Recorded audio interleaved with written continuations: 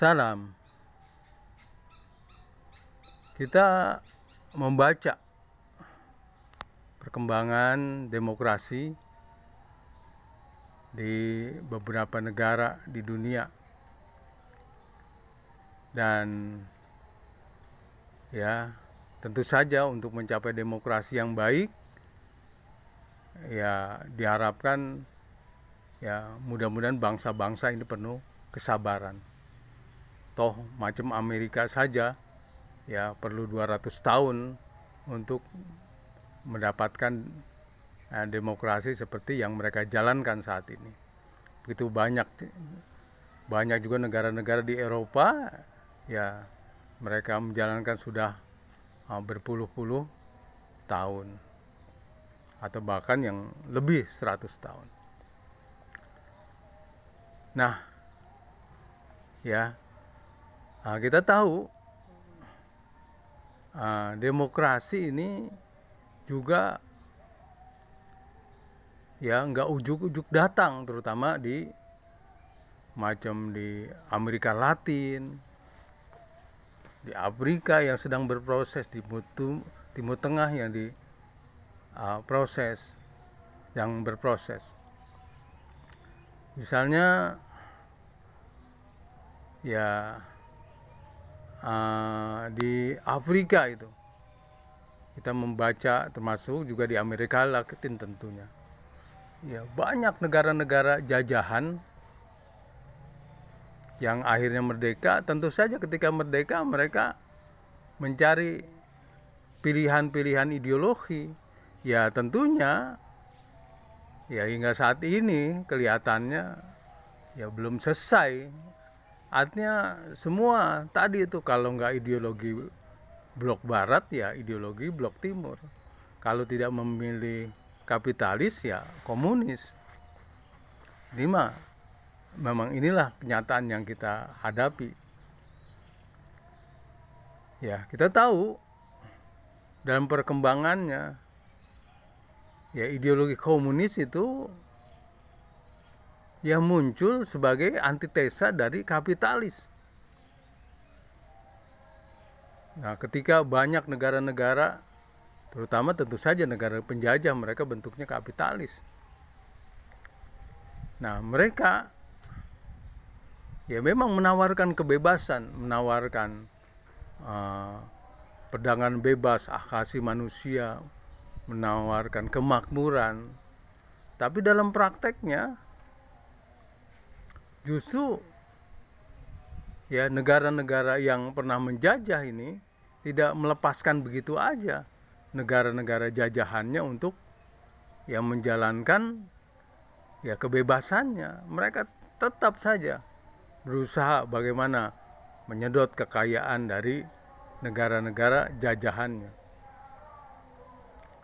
Apakah itu Inggris, apakah itu Prancis, tetap mereka ya mau ikut campur negara-negara jajahannya. Nah, tentu saja dalam hal ini banyak tokoh-tokoh ya, terutama tokoh-tokoh agama memberikan respon. Ya, terutama dikaitkan dengan ya perjuangan komunis terhadap kapitalis. Ya, kalangan agama memberikan respon. Misalnya di Amerika Latin ada namanya teologi pembebasan. Ya, mengapa? Karena memang para penjajah itu dalam rangka mensukseskan penjajahannya, dia memanfaatkan agama juga. Agama yang sudah ya direkayasa, agama yang doktrinnya sudah dibuat bagaimana menguntungkan kapitalis. Nah, tapi tadi itu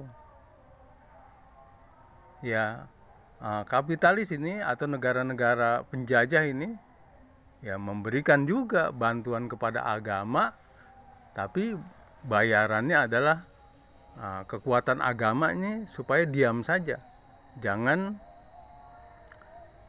protes terhadap perilaku penjajah itu. Nah itulah, bukan cuma di Islam, di Kristen pun demikian. Di Kristen itu dibungkam itu pihak gereja, diberikan bantuan yang besar kepada gereja. Sudah gereja pokoknya menjalankan kegiatan keagamaan saja, dibantu. Ya, gereja ini cukup besar oleh imperialis.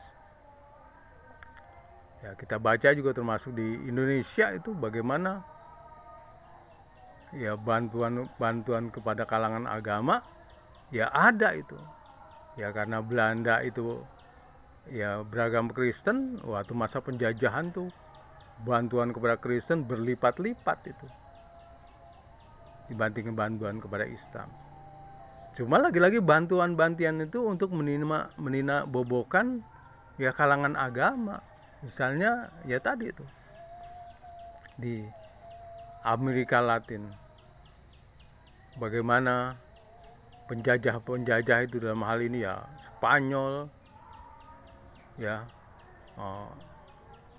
melakukan kejahatan kemanusiaan, melakukan eksploitasi terhadap manusia. Nah dia ya suap itu gereja-gereja supaya diam saja. Maka itulah di kalangan gereja ada kebangkitan yang disebut teologi pembebasan. Ya, kalau gereja yang sudah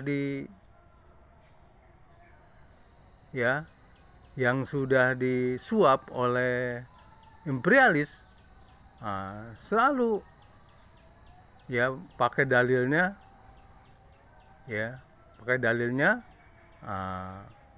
apa yang menjadi hak Tuhan berikan kepada Tuhan, apa yang menjadi hak kaisar berikan pada kaisar. Nah, ini dalil untuk ya supaya udah jangan ikut campur masalah negara. Gereja ya bikin ibadah saja, jangan ikut campur. Ambillah perpuluhan kalian, bahkan ya dibantu oleh imperialis, tapi kamu jangan coba-coba melawan kepada imperialis. Inilah kalangan gereja dinabobokan oleh kolonialis imperialis. Maka di kalangan gereja tampil akhirnya cendekiawan ya pastor-pastor yang tidak mau diperlakukan seperti itu. Jadi akhirnya yang biasanya di Amerika Latin yang berontak adalah kalangan komunis. Ya, karena komunis terkenal itu membela para buruh, membela para petani yang dieksploitasi, yang diperas.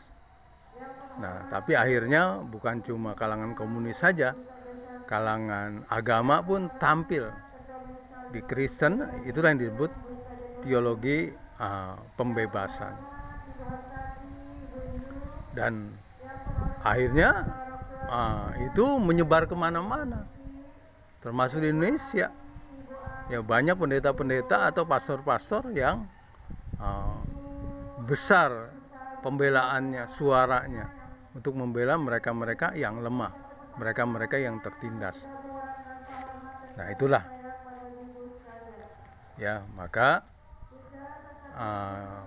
buat kalangan agama ya tentunya kita ingin bicara universal ya, semua kalangan agama, terutama ya aktivis-aktivis agama, agar ya mau melakukan pembelaan kepada yang lemah, kepada yang tertindas. Ya, orang-orang yang dieksploitasi supaya dibela.